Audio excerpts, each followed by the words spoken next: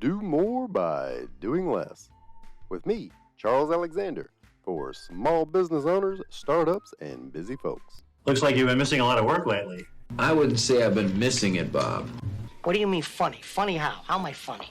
Clark, that's the gift that keeps on giving the whole year. I was on a roll. I was giving a presentation in an actual theater. I was wearing my brand new funeral suit. Yes, funeral suit, because it was all black. I was very Johnny Cash.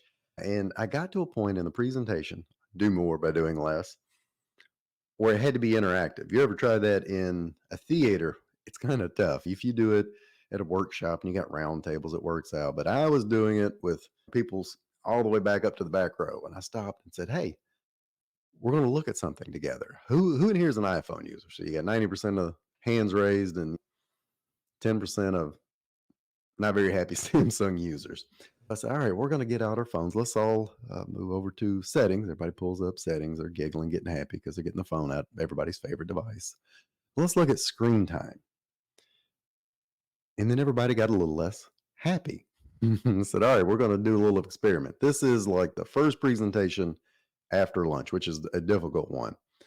And it's whatever, it's 1 or 2 o'clock. Hey, I want to see a show of hands in here. I don't want to embarrass anybody, but who all in here has been on their phone less than an hour? Now, granted, you got a room full of, 90, 100 folks, 0 hands go up. How many folks have been on their phone for less than an hour and a half?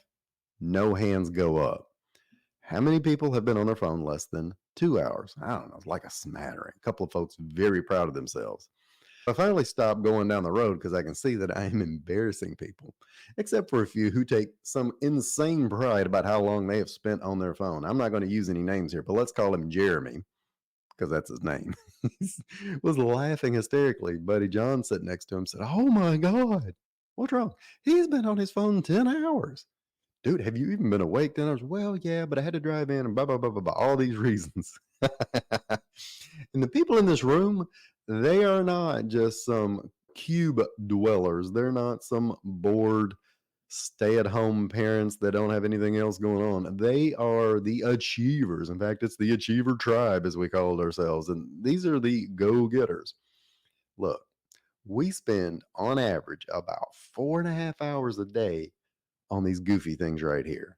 4.5 hours a day with 144 times on average that we do this. We pick it up, look at it, we pick it up, look at it.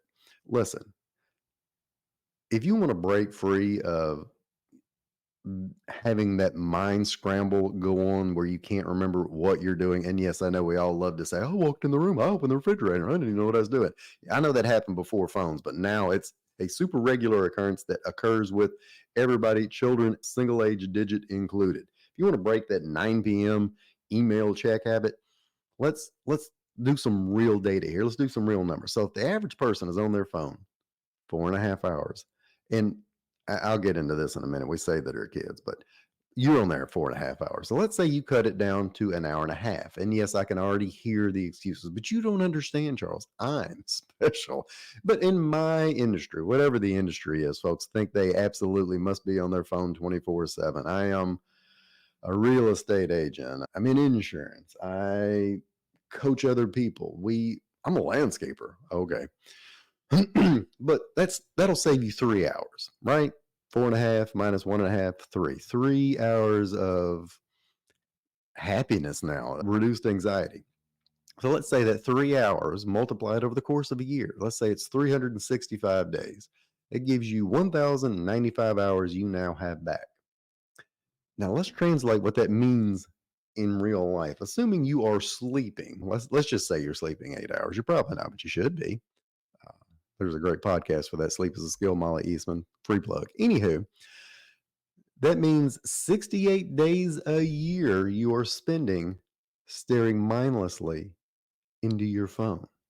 I mean, even at 18-hour days, that's 2 months out of your entire year that your face is down, your phone is up, and you're just scrolling mindlessly. That's not healthy. That's not accomplishing anything. Yes, I'm sure there's a little bit of good coming out of it, but we're trading a very tiny bit of good for a lot of bad. Remember, you're still on there an hour and a half. We gave you that. So that's 2 months. Now, if you're on your phone 2 months every year. Do you know that over the course of 6 years, and by the way, we've already had these magic devices longer than that. I don't know if it's been 12 years yet, but that would mean 1 year out of every six has disappeared. You've been on your phone. And remember, I'm not telling you cut your phone out entirely, but if you get down to an hour and a half, that's still probably too long. But that's that extra 3 hours that you spent a year of your life staring mindlessly at your phone out of every six. That probably means on average at this point, we've lost 2 years of your life. How can Look, how can we justify this? And I know there's good things in there. You can keep up with the kids from that you went to school with, or I want to check the latest scores. Well, I'm not on my phone that much. Go check, by the way. But it does bring me happiness. Really? How many times have you ever looked up from your phone after spending 30 minutes not knowing what you're doing and felt, man, this is awesome. I feel amazing. You never do. It's like going to the buffet at the Golden Corral, which, by the way, I haven't seen one in forever. And there's probably a good freaking reason for that. You don't feel good when you leave. You only do that once in a while. This is like going to the Golden Corral buffet every single day. Look, you're going to be on your deathbed at some point. Me too. Sooner rather than later. Whatever. I don't want to look up and say, oh, if I could just scroll through TikTok one more time. I'm going to be embarrassed that I lost that many years of my life that I could have been doing so many other things that I truly enjoy, whether it's relationships with other people or I don't know, helping someone else or just being happy. Let me go back to the tangent about the kids because that's always the excuse. Well, I'm not really on there that much, but these kids these days, kids these days are on their phone. They're on there more than we are, but literally, a word again I overuse, an hour or so more than we are. And they are, God bless them, they're at least a little more well connected to each other and talk to each other. We're just angry while we scroll. And we keep saying that kids are addicted. Look, let me give you a quick analogy here. Kids aren't necessarily addicted, they just don't have any training. We got these devices. The first parents made the dip their toe in, they gave their kids phones, so then the rest of us felt like we had to as well. But we didn't train them on it. Now, granted, there's no training. We didn't train ourselves. We just handed it over to them. The analogy being, you ever see a squirrel darting back and forth across the road? I know it's this sideways here, but listen, they don't know what to do. Why? I mean, it's pretty simple. I'm bearing down on them. Please don't jump out in the road, Mr. Squirrel. Why would you think you could take a car on? Well, look, squirrels have been around for centuries, millennia. Squirrels have been around forever, folks. So, in the grand scheme of things, cars in their timeline is kind of brand new. They don't know what a car is. So, when they're darting back and forth, they're like, ooh, they're going through the brains, like, I don't know what I'm supposed to do. They dart back, forth, back, forth, back, forth, got that stupid acorn, and then they, boom, bless their hearts, they ran right in front of me. Why?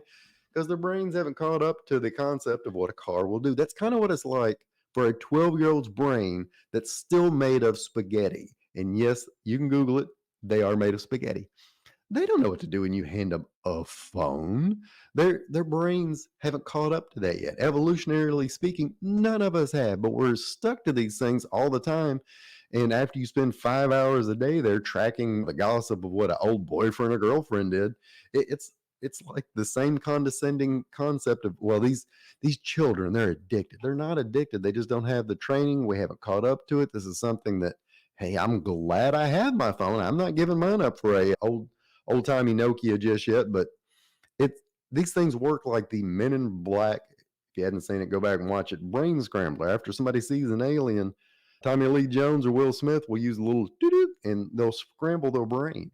By the way, every time we get sidetracked, folks, it takes us all of about 23 to 25 minutes to get back to the point of where we were before. Yes, I've quoted this before and I'll keep on quoting it. It's a fantastic study that's redone every few years. Look, cut your phone time down. And I've got a previous episode on willpower. That won't do it. You have to make a conscious decision and put the thing away. By the way, turn your notifications off. They're not helping. The average person gets 80 notifications per day. I've got all of mine turned off, minus text messages from my wife and kids. Everything else, I do not get. And yes, that means I miss something once in a blue moon. But the trade-off is awesome because if you think about I don't know, let's say it's 30 seconds per notification. That's 40 minutes a day. You're putting your face down, up and down, up and down, up and down, because you've got those notifications. If you think just, I don't know, 10, 20 of those cause a 4 or 5 minute distraction, that's like 100 minutes a day you've lost up and down, up and down, up and down, just looking at your phone. Over the course over the course of a year, if you do that math out, it's several hours a week, several days a month, and basically a month a year just looking at whatever the Fox News or CNN newsfeed popped up or wanted to tell you, or what Instacart wanted to tell you, or what your next text thread that you didn't even opt into. How do you quit? All right, let's try a 90-second exercise. List all of the areas in your life that make you the most happy. Pen and paper. Don't use your phone. Don't use the notes on your phone. For me, I wrote down 10. Family, spirituality, faith, that is. It should be first. Friends. Number 4, exercise. Number 5, helping others, not work, but helping others. 6, self-care or play. Going and shoot basketball with my son, or getting into the infrared sauna. Or number 7, I like to cook. Number 8, I like sleeping. Number 9, I like to travel. Then 10. 10 is the work. I do love my work, but I love 9 other things more importantly than that. Once you do that, you have an idea of how you want to spend your time. And even if you want to get into real detail, what really matters is take any one of those things. For me, let's say family, and break it down. What are 10 things I want to do there with my family? I need to have a regular date night with Sarah, which we've been getting way better at. And it makes a huge difference in how we talk or relate to each other. With my kids, I want to spend about 20 to 30 minutes per day with each child. That sounds like nothing, but man, when you finally do it, it makes a huge difference. I want to have dinner with my family, which we've managed to get up to several times a week now. I want to do sports with Lane. I want to listen to Lily and Ava tell me all about their day, or take them to dance, or take them to voice lessons, guitar lessons now. I want to visit my dad more, which I do a terrible job of. I want to visit my sister and her family more. I even want to spend time with my wife's family. I know that's funny, but I like them.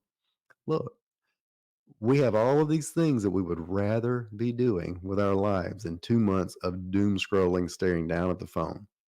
That's a great exercise. Write down the top 10 things you'd rather be doing and then list real activities for each. I did that, put it on a post-it, put it on my phone. Every time I picked up my phone, I had to decide, well, do I really want to see what the latest NFL news is? Or do I want to spend some time with my family today? Do I want to take my wife on a date? And every time you do this, it will reinforce the fact that the urgency you feel to check your phone is not really that important.